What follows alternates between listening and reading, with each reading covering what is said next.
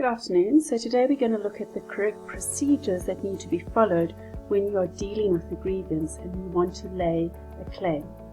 So the first step that one needs to look at is that when one is unhappy, an aggrieved employee must verbally report the incident relatively quickly to the supervisor or manager, who needs to then try and resolve it within 3 to 5 working days.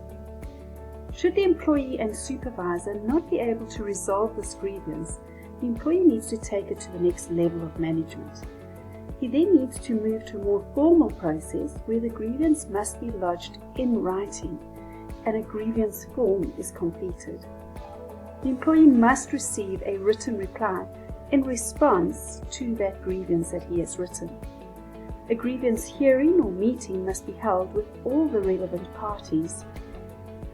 Step number 5 is minutes of the meeting must be recorded, and any resolutions passed or agreements that have been made must be put into the minutes of this meeting.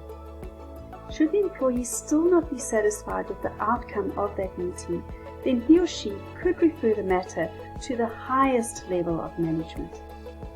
Top management must then arrange another meeting with all the relevant parties concerned.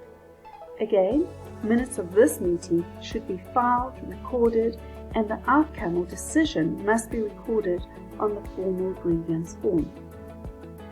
If the employee is still not satisfied, he or she may then refer the matter to the CCMA, who will then make a final decision on the matter. The matter can also be referred to the Labour Court and even the Labour Court of Appeal if the employee is not satisfied with the decision taken by the CCMA.